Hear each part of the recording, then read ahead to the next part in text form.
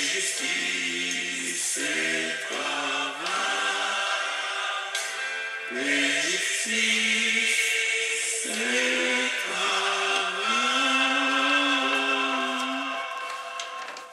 Bonjour peuple congolais, ça dépend RO Bozali Kolanangai, Ngaï Ndekolabino Christian Bola Biama Mamba, peuple Mokonzi, peuple souverain, combattant, résistant, révolutionnaire, PNI. PNI et les politiciens non institutionnels. Bande Konangai, Toye Koloba Makambu Oye Talimbo Kanabiso, parce que situation est catastrophique.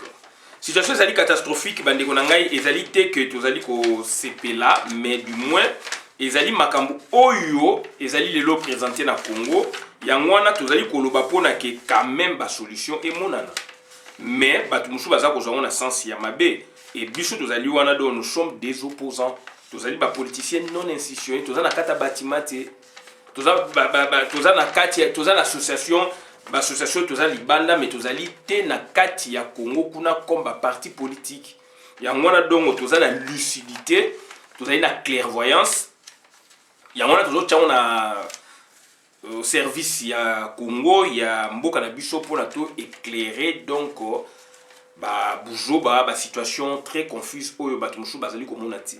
Donc bande kona ngai toye lelo ko loba mingi donc situation oyo esalami na Égypte boyebi donc Congo oyo biso elingai ko joa ezui to loba donc direction il y a Union africaine puisqu'ils allaient donc système il y a rotation Mobutu déjà à Joaka Yango il y a plus de 50 ans et à Salsaka donc réunion na wapi nakati ya Congo na biso cité de l'OIA oboyebi cité de l'OIA batonga kango na moment wana la cité de l'OIA, donc organisation, donc ça m'a na Congo.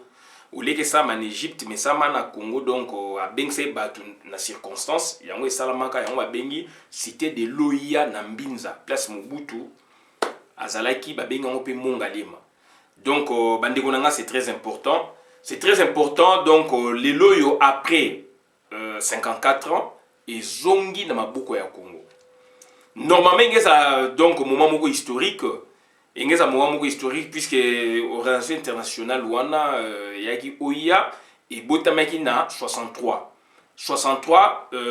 4 ans après Congo a joué yango donc Congo a joué pour la deuxième fois alors que ba pays mususu e ko jouer yango dans 30 ans dans 50 ans dans 40 ans donc ba ndeko ngai c'est malheureux donc sali que et tombé na maboko il y a Félix Antoine Tshilombo bobengé congolais mais est tombé donc na période où occupation ça na Congo et donc cette occupation ça été ingeza quand même honneur makasi pour na Congo mais bomoni makamu o salami donc na mboka na biso et surtout que donc Félix Antoine Tshilombo azali complice et complaisant il y a occupation ezana kata Congo ya mboka na biso donc ça ici be élection ya malamuté tout part de là aussi Bakosibino donc basali donc passation il y a pouvoir pacifiquement alors que c'est du mensonge, c'est de la complaisance, c'est de la complicité.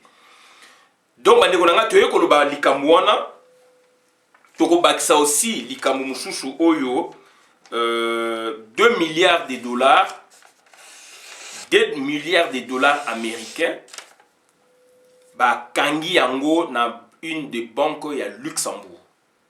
Bakangi yango donc ezali na nani bakangi na ministre économie ya Congo. Moi si on a trouvé bino dernièrement azali moi si ya Félix Antoine Tshilombo avant d'être na France na Paris. Na France, je pense na Paris ou donc avant na France. Donc ezali pouvoir discrétionnaire ba bengaka ya président de la République. Tout président de la République a un droit de nommer Bato Yalingi. Donc, comme des bakabole pouvoir, na patron na Hippolyte Kanambe a joué ba poste oyo ya finance batike lié pour na alia armée ba bloqué. Kotoyo basali boy, koto basali ministère de décentralisation et réforme institutionnelle ba créa kango yepé akité nango ba pesi rwandais. Ministère intérieur na défense, il y a des Congolais mais ba Congolais bazana pouvoir té. Donc makamutu donc eza paravent ba barrière. Lelo yo 2 milliards de dollars ezingami bakangi yango na Interpol. Bakangi yango na Interpol donc c'est-à-dire pour na kolakisa na bino ke mboka na bino richesse ezali. Mais bakonzo bino bozo kumisa oyo boza ko betela maboko oyo boza ko benga fati béton donc baza ba miyibi 2 milliards de dollars. Na 2 ans, 2 milliards de dollars, donc ils allaient loger dans une des banques na Luxembourg. Donc, à moins que Internet et kosa biso. Biso to jouer élément na to kolobayango. Je précise, à moins que Internet et kosa biso. De ce kosi biso, c'est à eux de se justifier. Donc, bango, il faut pas se justifier. Biso to lobby. Et to lobby par rapport à une méthode appropriée. Et tout ça par rapport à une réalité à Congo. Mouyi bezali batba ko futa bangote, mai ezalité, batba ko zo mai ya mabulu, ba transport ezalité, misal ezalité, kelas bakangi boé. Ndeko nanga nous sommes dans le sujet et donc nous avons employé une méthode. Donc quitte à eux maintenant donc donc ça dit c'est justifié. Biso to ko loba, to zali na journalisme citoyen. Journalisme citoyen, c'est transversalité. Journalisme citoyen, c'est journalisme traditionnalité. Dans le journalisme citoyen, on tue même des sources. Sources au bino au bengi dans le journalisme citoyen, journalisme traditionnel, source officielle. Dans le journalisme traditionnel, puisqu'il y a la notion de transversalité, il y a transdisciplinarité, il y a interdisciplinarité. Donc on peut tuer une source. Au bino bengi kotokuna officiel biso to bomayango puisque eza lokuta et to créer une nouvelle source artificielle ya solo par rapport à des éléments par rapport à des éléments inattaquables ya terrain totali texte to zongi na terrain to yunguli boko kokate boko lekate boza la place à ko lekate donc bandeko na ngai makam toza ko lobayangwana donc toza na deux sujets doivent comporter 2 sous-titres.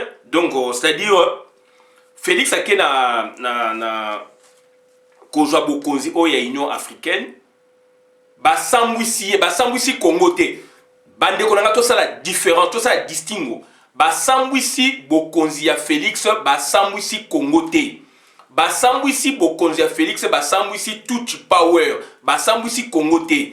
Basambwisi Félix elingi koloba nini mindele batu mwindu monde entier bayebi buzoba oyo eza na Congo bayebi complicité et complaisance oyo Félix asali donc on a Hippolyte Kanambe Félix azali paravent azali Tintin donc c'est très important et ça dit que les 6 oyo il fallait bokonzwana et ya officiellement ba investir moi cérémonie ya makasi ezala mais parallèlement basali sommet mususu na Brazzaville donc c'est-à-dire au même moment en Afrique sommet ya Union africaine o ezali donc eloko moko ya mutuya et kokai ko zali eloko mutuya mais sabotant on a ba président ba dirigeant africain donc sale loko en face de nous na Congo Brazzaville Félix akenaki pa ya vie na ye soit disant papa na ye Sassou Nguesso alakisi ye yango mais ezali Sassou Nguesso te ezali bato ba dirigeaka mokili ce sont des blancs papa blanc donc papa blanc aboyi makambu ya Félix ndenge biso to boyaki papa blanc mutachaki Félix biso tolobi yete papa blanc lelo asundoli Félix ezali ba signe moko donc c'est-à-dire donc ezali ko laksa déjà que Félix donc toza ko bengana ye yangwana donc eloko wana bomoni bongo complot moko basali contre le Congo ezate complot moko basali contre le Congo ezate si ya complot basali contre l'occupation si ya complot basali contre Félix Antoine Tshilombo à côté na cadre ya occupation to explica bino Mobutu Sese Ko Ngbendu Wazabanga aselaki ba américain durant durant 60 depuis 1960 pardon tina 1900 donc on a 37 ans c'est américain suka ouais babengani Savimbi aseli ba américain biso tozali na Angola Savimbi photo akangi na George Bush père na Maison Blanche Eduardo Bayambake kunate azali donc communiste ba yambado ba capitaliste donc Nokomoto donc Savimbi photo bakanga na George Bush suka na ngo ba bomiye na ba américain ba kaka na pesi bino mibale donc il faut bozala batu il faut makutu makambu ekota na makutu Félix Antoine Tshilombo akomi na place wana ndenge ba mindele balingaki akoma basengi na ye makambo bango basengaki azali kopesa bango ti aboyi kopesa bango réforme ya armée na réforme ya police ba américain mutache Félix wana za ba américain ti nuance ezali boyo kanano mutu ba cheye ezali muto yo patron na ye anomaki Hippolyte Kanambe mutabimaki ayeki mutu mususu basali manevu boyebi ba américain batali non tocha Fayulu non tokozwa belema na lobango ça fait 2 ans on va accepter le choix donc de son prédécesseur et on va maintenant bien regarder on va bien voir surtout tiki de Tche Fayulu tokozwa belema ti to loba yango donc bandeko na ngai makambo toko lobeza contexte mususu bosa ba confusion ti makambo to lobaka za ba contexte vie eza na contexte politique eza na contexte de tout ça en contexte où tout ça pour expliquer donc un contexte aussi tout ça dans contexte et tout pour expliquer concept précis concept les anini donc Félix Antoine Tshilombo président ya Union africaine ba saboter yé puisque à côté na nzela o ezalaka te donc au regard ya ba président africain au regard na monde entier azali et l'autre côté azali et l'autre côté tout ça ko loba yango yo benge bokonzi puisque olingi elengi wana ko benge mokonzi yo kuno benge président république ozali donc libre ya choix na yo osala mais na misu na biso to loba yango lelo eyebani na monde entier lelo eyebani na monde entier na landa débat moko boye donc na landa débat moko na Cameroun je pense il y a un grand donc politicien a débattre makasi na Cameroun wana a parler na makambu o biso to ko loba yango na Congo mukana pe bima Lumumba ndenga kufa papa Tshisekedi a participé a benga ke crapaud et ezolo ba na débat na niveau ya Afrique to ebisa bino makambo to ko sala awa to lobaka bandeko na ngai eza réseaux sociaux et kota partout na Maison Blanche il y a des cellules il y a renseignement à la Maison Blanche o baza ko na makambu ya chaque pays oyo ba pays phare il y a des cellules na Élysée na France na Belgique na Bobo na Allemagne mais ba koye bisa ote to yebi yango donc ndeko na ngai tango za ko loba ezali be élément oyo za ko pesa ba journaliste na bango baza be élément ko leka biso te mais baza na technicité ya art wana mais biso to za la matière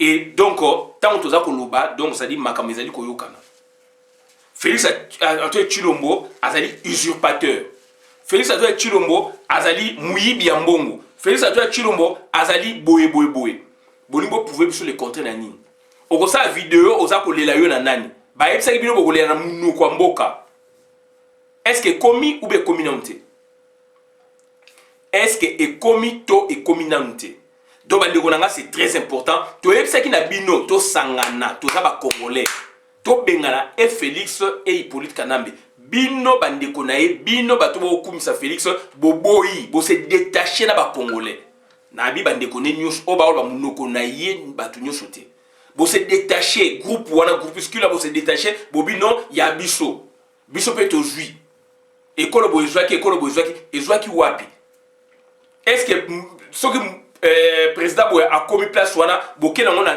côté linguistique est-ce que munoko ka eza moko wana oyo lo ba mana ba côté wana ba espace wana ou bien ezali méthode o mundela yaki nango à observer na terrain côté ba lo côté ba a ériger yango eza méthodologie ya travail mais non boké nango puisque mundela a yokola minoko combien tous ça plus de 450 tribus ethnies donc atiki ba tribu wana ethnie ezala siko a élever a tiena niveau likolo ba tribu ba langue boye eza ko regrouper espace boye langue boye eza ko loba ma mingi espace boye pona bango pe ba ye ko la même minoko mine au lieu que ba ye ko la minoko 450. C'est ça la technique, c'est un travail. Si vous avez pouvoir botiemba mo na base linguistique, est-ce que la base wana il y a qu'une seule langue wana ni te loba makuna confusion mutema mabe haine. Donc OK na mboka boye wapi Félix lelo yo asambwe pouvoir na eza ya kobeba to yebisa ki bino mindele ba papa blanc ezali puisque muto ba coloniser ki yo zo mona ende modèle toujours. Alors qu'il y a des intellectuels au Yamboka na basi babimi baza pe na mayele ko leka mindele wana to tangina bango pe na bekol na bango awa baza ki pe famille ko leka bisote. Mais vous allez toujours na complexe na papa blanc il faut loba mais biso ba combattant résistant ba congolais même ya kati ya mboka to loba ki makambo ba papa blanc ba lobeli bino nde boyoko yoka mais to yebisa ki bino alerte attention Félix attention Félix nzela ba okel mabe attention bandeko na biso botika okumisa Félix boyoka ite papa blanc tanga lobisko yo nde boyoki ba leki biso na mayele te eza ba complexe bino bozana ngo to tangina bango. Donc, Napoto, bazali plus intelligent que les bisoté. Mais beaucoup yo que la bango et no biso, beaucoup yo que la bango et no biso. Professeur Mononi, na iniki na landa débat yi do membre ya conseil de sécurité à Mobutu. Azali ko débattre trop. Na landa débat na yé na deuxième graduat. Azol bango mais comment expliquer, on a étudié avec ces blancs aux États-Unis ou en France, un peu partout, mais vous leur accordez beaucoup d'importance par rapport à nous, alors que nous autres, nous avons eu le grade plus élevé d'études par rapport à eux. Ils n'étaient pas plus fameux que nous. Le même problème donc se répercute jusque donc à ces jours. On a étudié avec eux ici. Mais c'est le papa blanc. Donc l'infantilisation, il y a l'homme noir par l'homme blanc. Donc ça dit toujours modèle, le papa blanc, c'est le modèle. Quand je parle de papa blanc, c'est votre modèle, pas ngaïté. Pas makambo yo salami na lobby on va Didier Renders, makambo yo salami na lobby on donc avant Union européenne, puisque nous sommes un laboratoire peuple mokozi to lobaki yango. Tolobaki yango tozela mindele ba ya ba lobela biso makambo bakoko na biso bazelaki te pona balamba biloko kolia na bango mundela aya na cuisine européenne bakoko na biso baliaki balambaki na cuisine na biso balimbondo bafumbwa baboyeboye balungwila baboyeboye bamatamba bapona mosaka bapona bofili bakilebu baboyebo biloko bakoko na biso bazelaki te mundela ya ola sama onde balambaka bazelaki te pona mwasi mama abota donc mundela ya na médecine na non donc bazalaki na médecine ya bango bazalaki na savoir ancestraux ou ancestral ya bango bazelaki mundele te mundele nde aye ko étouffer belan na biso. Ngai donc je respecte bango, naza ko respecter savoir na bango pe naza ko respecter bango, mais du moins on a été prévenu, on est préparé. Ba muso baza préparé te na biloko, muso ba prévenu te. Voilà ba conséquence. Demande ko ngai to yeko beloko oyo c'est très important. Félix Antoine Tshilombo donc azui donc soni wana ezali ya ye, eza ya Congo te. Soni wana ezali ba tuti pa we na ye na kati eza ya ba Congolais te. Félix Antoine Tshilombo bazali ko jouer coup. Bazali ko jouer coup à celle nini à désorganiser, à désarticuler l'institution Congo pendant la mandature, pendant la législature. Et ça n'a nulle part. Il y a un Félix Antoine Tshilombo à côté donc doit construire une institution politique yaye sui generis. Mindel babi non. Parlement européen babi na ba rejeter biloko na flot et puis babi na monde entier bo s'occuper na biloko na te. Il faisait donc mindele wana parlement européen donc Union européenne organe nango wana donc délibérant donc c'est le parlement européen tango lobby et gangi likola ngomba et viser Afrique et viser donc Union africaine et viser l'organisation donc sous-régionale et Afrique. On parle du monde, baba du monde entier, mais parce qu'on viser un bino, il y a bino moko, puisque biloko est en Afrique et outil, et ça va succursale, il y a mindele, tant que lobby botala effet. Ndeko nanga ozali donc bongo mukuse, ndeko nanga ozali donc mémoire infidèle. Pourquoi? Tu es bino, ba yebisa bino, ba effet nango yango wana. Félix asali ba va vient pour akene ko se rassurer ayebaki que eloko boyiko ko gete ba ko saboter donc investiture wana ayebaki yango. Asali ba tour ake ko mona paré na bango ya FCC cash. Un des parrains donc président donc égyptien a rassuré qui ba mindele ba yebisi donc ba président africain mutu moko akende kunate oya ko kende akolongwa. Ça se dit comme ça. Tout le monde a la période à Kadhafi donc ba président africain ba ngwa la solidarité contre la France ba sauver Kadhafi. Sarkozy a machaki ba muti aisi bango oya ko meka parfait donc aza kolongwa wada cheki mutu makasi alingi azo avion qui ne ko réconforter na na biso ko pays to tirer avion na yo. Sarkozy Wade azomisima Abdoulaye Wade président Sénégal, Kadhafi le plus puissant, l'homme le plus puissant, l'homme qui avait l'idée, il y a développement intégré, il y a Afrique ou auto-centré Afrique. Babomaye. Babomaye oloba nini. Babomaye donc osala nini en Afrique. Kaka Félix Antoine Tshilombo, Mobutu était un des hommes les plus puissants en Afrique. Balongolaye, babomaye médicalement na Genève, tout ça la vidéo. Baboma Mobutu médicalement. Tant que ça opération, ils en ont profité babomier médicalement. Bosala nini.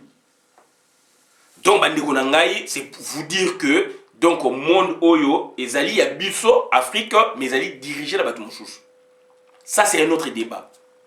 Félix Antoine Tshilombo prévenir qui est. Et bien, c'est lié, donc, au sommet parallèle en face de nous, dans Congo-Brazzaville. Bon, que le bon, plus de 10 présidents, Bazalaki Kuna et pas Sassou Nguesso. Bazako Sekabino en face. Vous évitez que Congo, Tolobarango, est épicentre politique, économique, géopolitique, géostratégie, il y a un monde entier. Tolobango na monokoni. Quand vous jouez avec votre pays, la RDC, mindele bakozabino mikano. Tant que vous avez complot la bino bandimi yango quand même et les cas quand même validation, invalidation, etc. Élection baby bandimi quand même. Mais yo sikoyo en plein mandat, aux a la panne d'inspiration, il y a projet de société, aux allez bloquer, au lieu qu'on s'assumer, aux allez déjà bloquer panne d'inspiration, on s'assumer dans Makamo le baki respect à parole donnée et zaté na Félix. Alors que les allez occupation, bon monide ba balou que le Félix. Hippolyte Kanambe azala ki na ba Makamo et ça mérité. Puisque Hippolyte Kanambe azala ko jouer. Nazo komisa été. A Monique bateau ba okenene bo ya contourner. Bateau ba okenene bo ya contourner. Hippolyte Kanambe andimina Félix basala makambu ya parlement nande basali. Bazali ensemble il y a eu renégociation en définitive andimaki. Dans des clés ba koti ba tebele belé donc en définitive andimaki. Mais il y a des conséquences. Babi tikaye et ko elaye. Aujourd'hui, Hippolyte Kanambe a mis plus intelligent, plus prudent que Félix Antoine Tshilombo Nabino. Voilà, donc ça dit, ils malheureux. Ils malheureux, mais Batouana va diriger Batuloko la biso. Va diriger Batuloko la bino. Dans l'entretien, Félix Antoine Tshilombo. Dans l'entretien, donc Félix Antoine Tshilombo. Donc, qu'est-ce qu'il a fait? Azolo bagaza la vision. Okoka mutu bo soane vision chef de l'État. Vision chef de l'État. Mais arrête avec ça. Arrêtez avec ça. Vision chef de l'État, ils ont contenu na projet de société na ye. Vision à chef de l'État ils ont contenu na projet de société na ye. Il y a deux projets awa. Il y a Hollande 2012, Hollande yangoyo. Tango azako leka deva batu a convaincre bango, Hollande donc a préparé. Ko préparer oyo pona eloko ba kulango boye na ba grand point, c'est-à-dire il a dit ba desiderata. Et ça ba besoin profond ya peuple na ye. Ayebi peuple ya ba reconnaissance ba bimisi puisque parti na ezali partout ba bimisi ba proposition par rapport à ba réalité na bango. Bino ce qu'on a centre siko na parti na bino puisque ezali partout na centre sikoyo vous avez réfléchi makamususu ezali national makamususu ezali international ba kulango sous forme ya projet. Hollande. Donc Hollande 2012 dimanche 6 mai le rassemblement pour le changement. Donc, le rassemblement pour le changement, pour maîtriser la finance, premier point, après si explication, pour faire de l'école une priorité. Alors, école déjà, ça n'arrive pas dans Bango, une priorité. Biso école, ce que les alliés Baboumi école. Pour donner un avenir à notre jeunesse. Bango va s'occuper de la jeunesse na Bango. Vie na Bango, les alliés jeunesse. Il y a lobby lobby. Baza ko tia misolo, baza ko tia encadrement. Ba stratégie, ba logique na sima. Pour na bana oyo, bazali koya lobby ba ko remplacer bango, ba ko remplacer donc ba mikolo, ba ko s'assumer baza ba responsable. Il faut que tia ba garder fou ba cadre. Pour stopper l'Europe de l'austérité, renégocier les traités. Traités européens, donc il fallait qu'on renégocie. Donc, ça qui va na bango wana, charte wana ya Union européenne, il fallait qu'on renégocie pour la France quand même essouffler par exemple. Pour protéger nos emplois et redresser notre industrie. Base à développement. Pour garantir nos retraites. Pour garantir les retraites, donc ça dit posaki annuité combien d'années sengeli mutu a travaillé pour na retraite. Pour rétablir la justice devant l'impôt. Impôt, justice devant impôt de ngelo banini donc c'est-à-dire mutu afutaka mbongo par rapport à ba ressources naïe. Milliardaire a refuta par rapport à ressources naïe, pauvre pas refuta impôt par rapport à ba ressources naïe. Yango moni impôt ba tumsu ya kala msu 00. Pour dissuader les rémunérations indécentes, pour promouvoir l'égalité femmes-hommes. Égalité femmes-hommes, donc ça dit par rapport à droits fondamentaux. Quand la base, si vous avez voté, comment vous votez, donc il faut qu'on promouvoie toujours les droits de la femme. Voilà. Nami Bali. Alors il y aura égalité. Pour permettre l'accès de tous à leur santé. Santé, c'est primordial. Alors, nous sommes na poto, azali donc à 75% il y a santé garantie par l'État. 25% c'est quoi les arabes mutuels. Au fouti mutuel, il y a un ok pas médecin ou na pharmacie, ba pesio kisi, l'aime au foutate. L'aime sur la place au fouta et puis donc les télé donc au travail, mbala moko ils ont les cana caisse d'assurance maladie dans 5 jours dans 2 jours, basant la connexion mutuelle non basons sur partie ou totalité. Pour redresser les finances publiques, pour revaloriser les prestations familiales. Prestations familiales les alliés à CAF, bafutaka bana na âge boye revalorisant est-ce que ba augmenter il faut que tala pe mbongo est-ce que zo comme la pe batu puisque ba parents mingi ba mbongo e comme neti ya bango ba so ba bijou revalorisant ko contrôler ko assainir secteur wana ndaku oza impôt na so ezali kolo awa donc ba diminuaka CAF pe l'état pe saka mwa mbongo na ndaku. Par rapport à l'impôt, ils jouent un impôt. Soit l'impôt, ils ont casse mingi, ils ont payé. Soit ils ont assez mingi, ils ont la bino. Tout ça.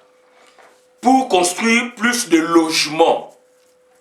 Ah ouais, impose. Il y a une loi, il faut botonga ba logements sociaux. Ba HLM wa finga biso na ba musicien miyibi wana, bazo za mbongo na musique te, bazo za mbongo na ba politique. Na qualifié bango ba miyibi. Alors ba fane na poto na ba HLM. Donc, c'est-à-dire il faut construire plus de logements sociaux. Donc, c'est-à-dire, Moutaza na mikana na ye, ata komolaka poubelle, awa na poto asombaka lopango. Voiture coûte c'est rien. sur 20 ans, sur 30 ans, bakokate moke moke. Ezalaka na Congo. Kasavubu, Lingwala, Yolo, Bandal, donc partout, Kinko les centres, Oye, donc voilà, Ngiringiri, Njili centre, faut d'avance les Aliwana, Bandaku Oye Bomoni, Basito ezali cadastré avant indépendance. Mundela PC Batouana, donc na contrat, vente, location, vente. Durant 20 ans, 30 ans, ça dépend. Bah, au foot, il y a 1000 euros par mois, bah, 200 euros durant 20 ans. Ndako komi ya yo. Mundela kei to bomi système wana. To zongi si mentalité o to zaki nango ya Afrique, ya ekipe mabete, mais ya buzoba nango siko. Voilà. Et puis awa yali ba mairie oyo, ba to tongango eza ba mairie. Ya to salu makambi fait zonga na mairie. L'état kaka a pesi mibeko a canaliser mairie il faut botonga so botongite il y a des amendes botala nde bandako ekomi kotonga mawana na lokola mayebo biso to yepoto awa pourquoi bandaka po ezalaki mingi puisque l'état est non na politique oté ba yoko sa politique donc après et puis le na poto objectif na ngeze ba atteindre système écosse donc mutu nyoshi faza na ndako ba benga ngo pe loi d'alors Chirac m'a dit qu'il y a un mois de mai, tant que Kenya une semaine, 2 semaines d'élection, il y a beaucoup de Sarkozy à Kenabani. Voilà. Donc, pour garantir la sécurité, pour promouvoir la République exemplaire, pour donner un grand élan à la culture et à la recherche. Recherche na Congo ezalité. Ba université ba institut supérieur de recherche ezalité. Pour la recherche, il faut mbongo. Toza kuna la méthode des aramis balé, enseignement la recherche. Méthode de recherche, c'est un misolo aussi. Enseignement aussi, ça fait partie de la recherche. Mais ça n'a pas de différence moins d'âme. Donc, les autres, c'est un misolo, il faut mbongo l'État tcha. Ministère de l'enseignement supérieur et recherche scientifique na Congo. Et zalaka, est-ce que zali les choses? Est-ce que ba moyen, est-ce que ba moyen zali, est-ce que keni na misala wana? Rien. Mais awa ezali yango moni ba innovation ezali ba makamboye eloko ba salaki ba discuter na ba laboratoire ba nini ba changer ba proposer on a gouvernement a joué comme projet à changer ou à proposer on a ba parti politique. Il y a des grands intellectuels ba parti politique ba kendaka pe ko landa ba laboratoire wana ba parti politique ba politicien confirmé o ba yebi masolo ba landaka donc ba centre de recherche, ba laboratoire par rapport à la situation ba ke yoka bango ba du point de vue scientifique ba seliam. Yango ba parti politique na bango a mingi eza beaucoup plus scientifique. Beaucoup plus scientifique. Bazo proposer biloko oyo eza avenir ya mboka lobi. Qu'est-ce que nous proposons? Ngai donc na ba 92 93 projet de société nga na monaka. Ngai na ima ba IDPS naza koloba yango a pas ba slogan IDPS projet on a la sombaka na tika on anda kuna biso ezali ya ndele je dis bien ndele puis na talangai na ina deux brochures na bango ya donc ba projet de société on a la monaka période wana voilà donc ba ndiko na ngai soto jusqu'au ya docteur Tchani yo un congolais nazo sa publicité na été mais eza ba biloko to moni. Donc, c'est-à-dire à préparer aussi projet naïe, l'élection et les kaki. Est-ce que vous avez un bolandi fanatisme, bolandi n'importe quoi. Alors, ma compétence est alouana. Donc, plan naïe, c'est quoi? Et elle dit donc, on a 10 points. Plan Marshall de Noël Tchani pour la reconstruction de la RDC vise à des préoccupations quotidiennes de la population congolaise. 1. Promouvoir la paix, la sécurité, l'état des droits et la démocratie. 2. Promouvoir la bonne gouvernance et l'utilisation efficiente des ressources publiques. Efficiente et donc l'équipe encore donc important ou importance. Donc investir dans la jeunesse, la femme et l'homme congolais en mettant l'accent sur l'éducation, la santé et l'autosuffisance alimentaire. Lelo na Congo bazali na kwashorkor biloko wana ezali déjà éradiqué na mboka mususu alors que mboka na biso tozali à vocation agricole mais bato bakeka na ba minéraux alors tozali à vocation agricole Laurent disait Kabila tanga ika asa ko louer ma belé ya mboka na ye asa ko lo na ba meeting na ye na ba point de presse na ye so ko ju graine moko bois qui pouf ça pousse na et pas battu mususu e pousser to ça la bénédiction ya ma belé ya kolona ya ko bokola to linya ngote to comme la minéré c'est pas possible, c'est pas possible. 4. Promouvoir l'émergence de la finance nationale en réformant la banque centrale, la monnaie nationale pour mettre fin à la dollarisation et en restructurant le système financier. Promouvoir l'émergence d'un secteur privé national et responsable. 5. 6. Favoriser la réalisation de grands travaux d'infrastructure à haute intensité de main-d'œuvre, construction des routes et autoroutes, chemins de fer, métro, aéroports, ports, écoles et universités, hôpitaux, parcs nationaux, sites touristiques. Voilà. Métropolisation. Il faut ça la métropolisation. Voilà, donc ça dit, et ça la situation, ok. Et ça dit, donc, il faut qu'on imagine, il faut qu'on en a plein de sociétés pour avoir travailler. Si c'est ça la métropolisation, comme ça, on a mis au métropole. Chemin de fer, il y a autoroute, Kinshasa, Congo, tu as autoroute. Route ya Maluku, ezali autoroute T. Naza koloba batapoto ba yebi, batubasa na Congo boye ba yango route ya Maluku ezali autoroute T. Voilà. 7. Favoriser et accélérer l'industrialisation du pays par la transformation locale des minéraux, la mécanisation de l'agriculture, de l'élevage et de la pêche, la mise en valeur planifiée et ordonnée des forêts et l'éclosion du secteur tertiaire y inclut le tourisme, s'il vous plaît. 3 secteurs. C'est un économiste qui vous parle, lui, Dr. Tchani. Donc, secteur, pour le développement, il y a 3 secteurs. Nalobakango malebele. Nalobakango mbala ebele. Secteur primaire, bozali donc on a mabele. Sol na sous-sol, et ça qu'on renfermé. Donc, ba richesse wana. Na sol, bogoy kolona, na sous-sol, bogoy ko timola pona ko exploiter. Secteur primaire ya wana. D'autres ça ba base, d'autres ça ba mai, ba maziba, ba mai, mabele, ba boye sol sous-sol. Secteur primaire ya wana, secteur secondaire. Et ça c'est quoi industrialisation. Il faut qu'il y ait la machine, savoir, technologie, que timola, que transformer sur place. À l'époque, la richesse, elle va transformer en Hoboken, en Belgique. Il faut visiter ville en Belgique. Nous avons Boken, tu n'as dit même na Wayambo. Il faut un jour Hoboken. Place va transformer la richesse na biso.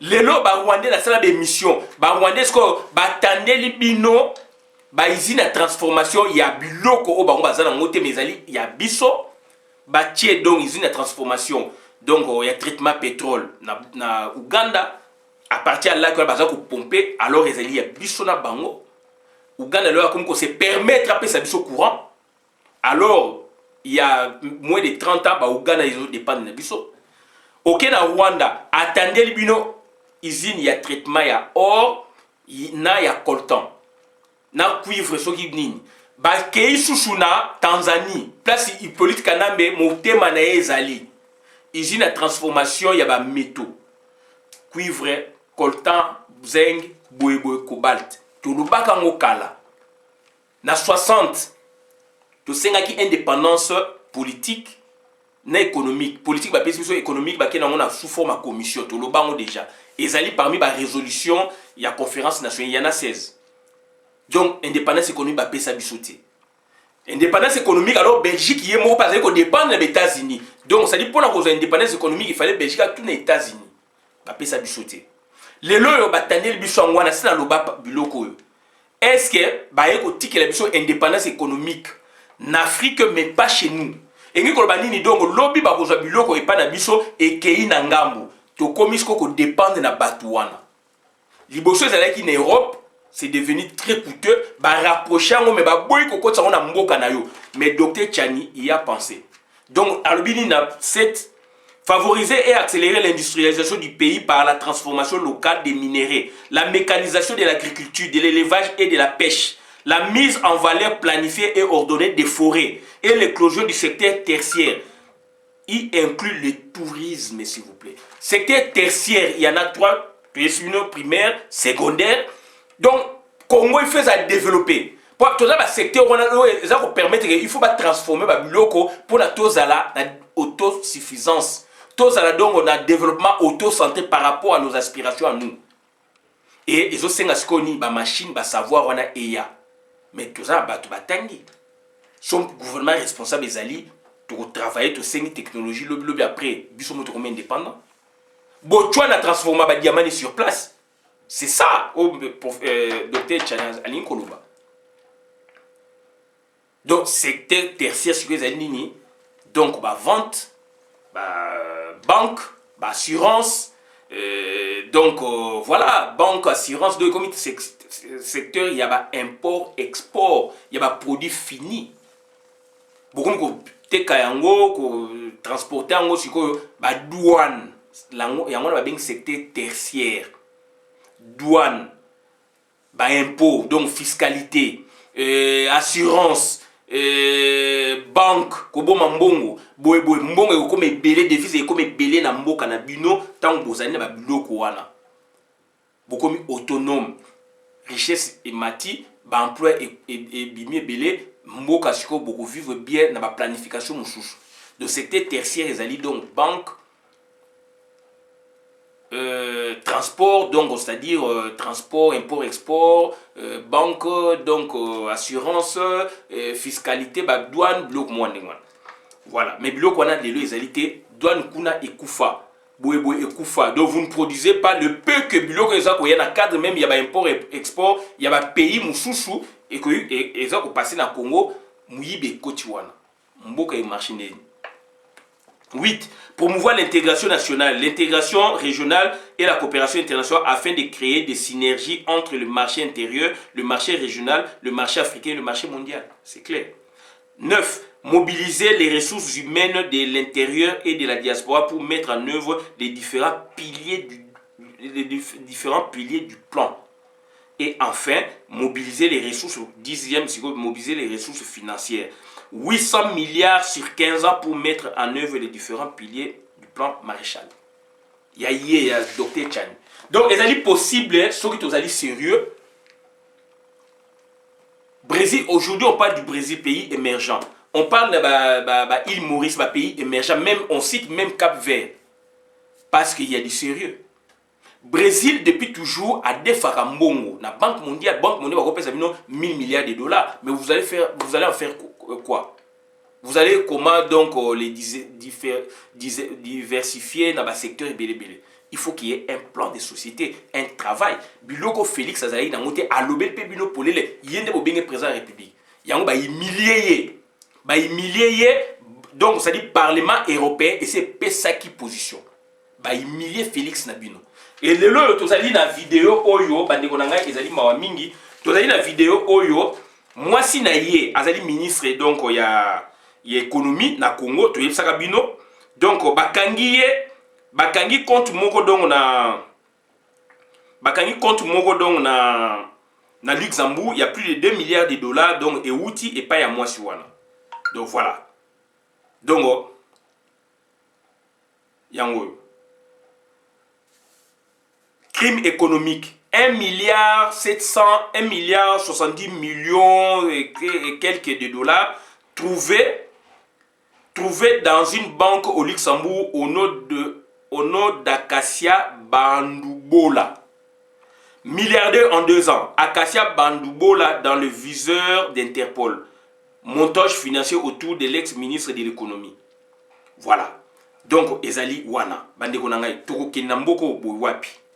Mouyibi si mouyibi mais bazali balingi okosa yo balaksa oke bazana rigueur mo ezalité mouyibi si mouyibi donc ezali wana donc toujours ngo lelo à moins que ba contredit biso to lobby makambo ezali business police crime économique plus d'1 milliard de dollars donc Acacia